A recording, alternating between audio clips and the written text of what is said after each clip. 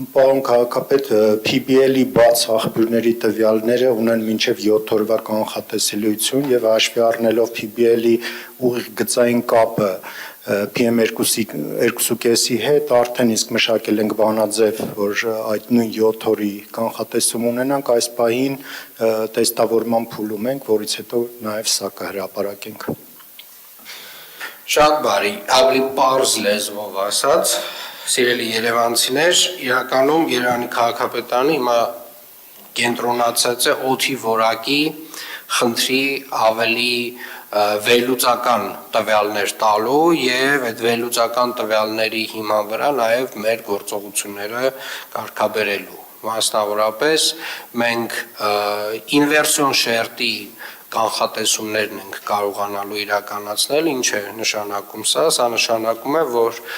մենք օդում ինչ-որ մի մակարդակի վրա, ինչ-որ մի բարձրության վրա ունենք վատ օդի ցուցանիշներ, երբ որ այդ բարձրությունից ինվերսիոն շերտով այդ շերտը իջնում է քաղաքի վրա եւ ոչ միայն քաղաքի վրա, ամբողջ Արարատյան գոգավորության վրա, եւ Երևանում, եւ Արտաշատում,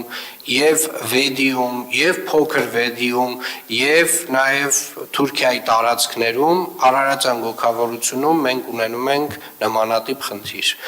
Միանշանակ մենք ունենք հնարավորություն որոշակիորեն այս կանխատեսումների հիման վրա իրականացնել գործողություններ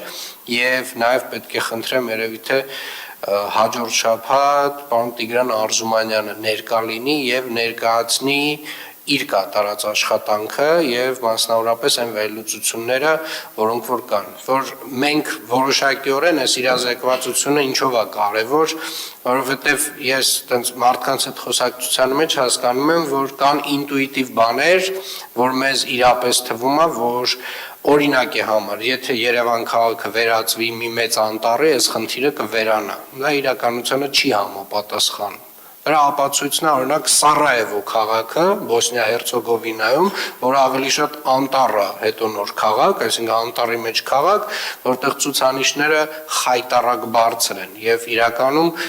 այդտեղ կոպիտ ասած ներքին կանաչապատման աշխատանքները այդքան մեծ արդյունք չեն տալիս։ Օրինակ վերջերս նայում էի Սարայևոյում 458 էր AQI ցուցանիշը։